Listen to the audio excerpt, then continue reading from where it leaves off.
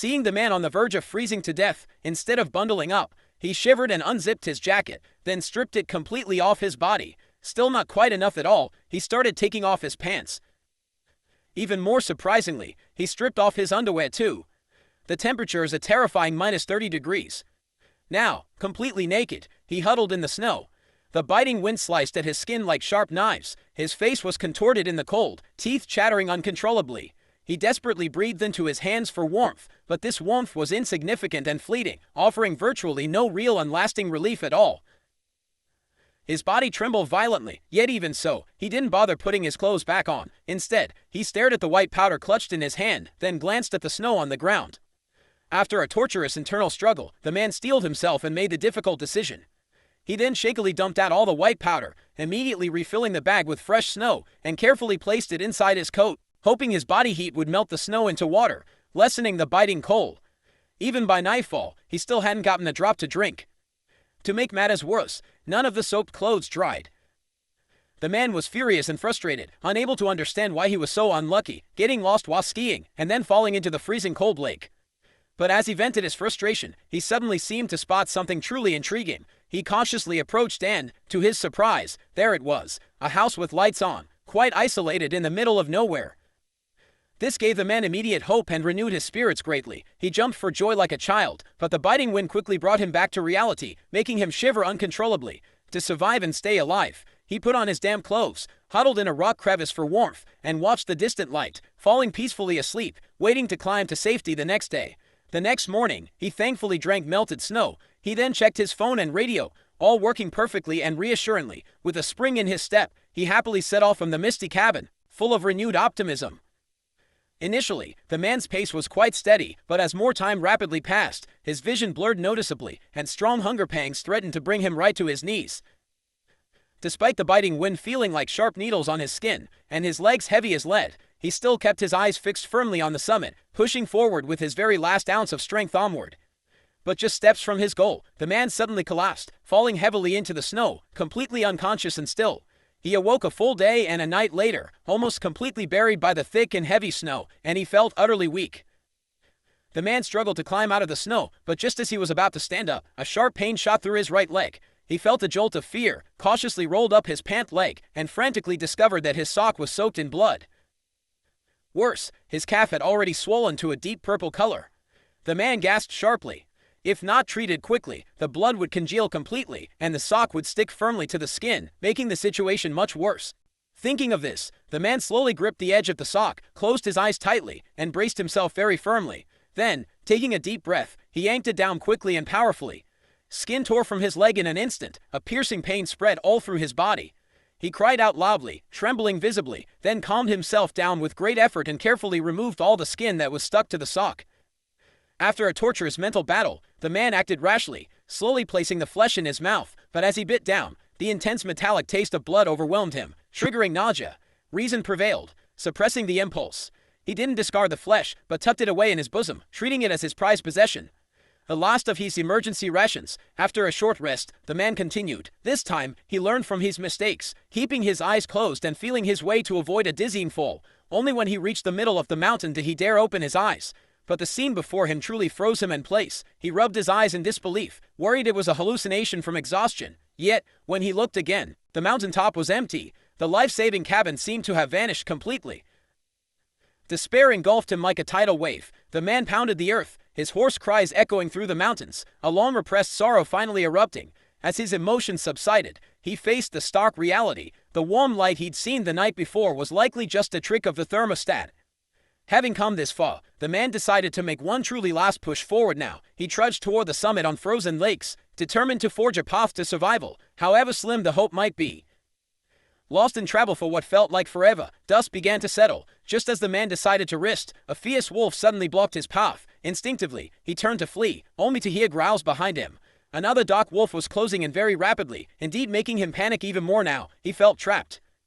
He knew he couldn't back down, or the two wolves would immediately pounce and tear him apart. So, gritting his teeth against the fear, the man abruptly raised his skis high, roaring as he charged towards the wolves.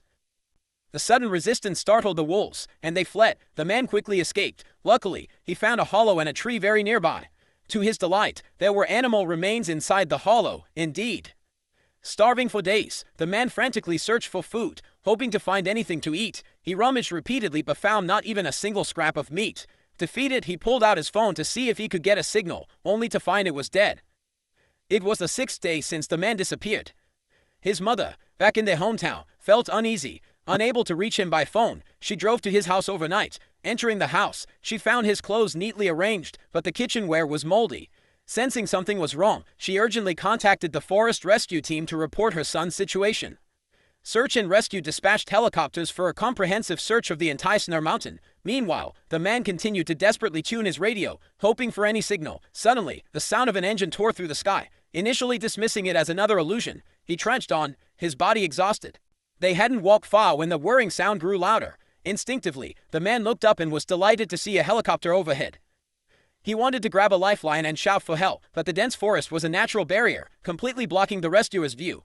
Seeing the helicopter about to leave, the man unleashed a surge of strength, desperately pushing off with his skis to gain speed. The deep snow hampered his progress. By the time he stumbled out of the woods, the aircraft was already flying away into the distance. But the rescuers on the plane were meticulously searching ahead, never expecting the man to appear behind them. Watching the plane disappear completely, the man collapsed in despair on the cold snow, letting the snowflakes fall on him.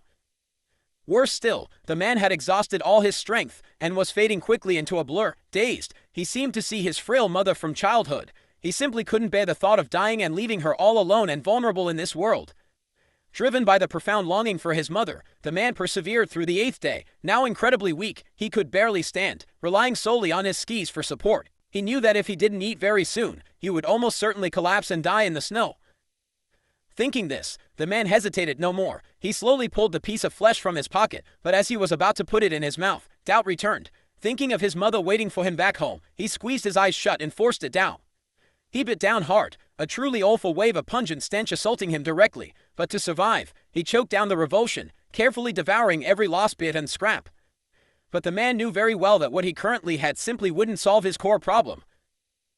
To survive, the immediate priority is to find a place with a signal and quickly send a distress call via radio. He resolved to climb the mountain, making one last desperate attempt.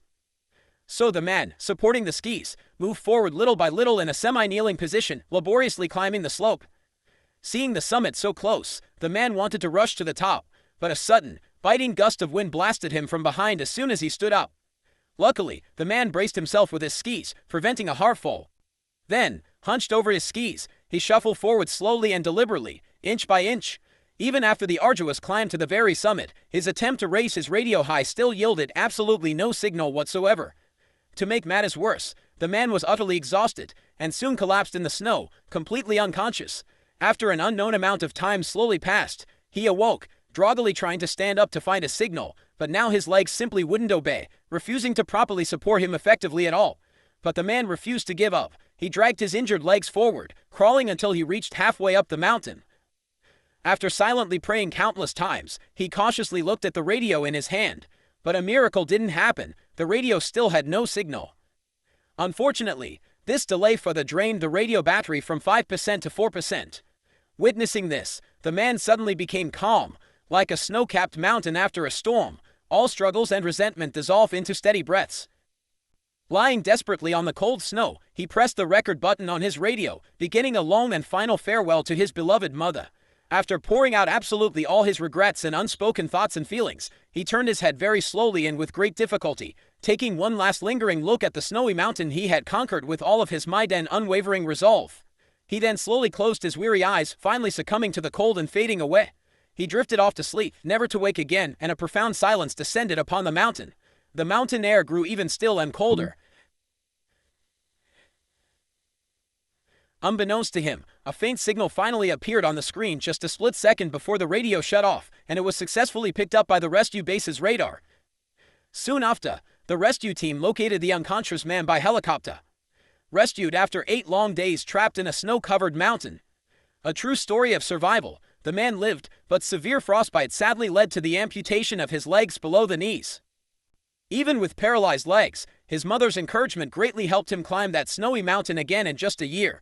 This 8-day ordeal profoundly transformed his life, clearly teaching him that life isn't always just about oneself. Indeed, The emotional bonds etched deeply in our hearts can truly create unexpected and powerful miracles, even in the most desperate situations, allowing us to persevere.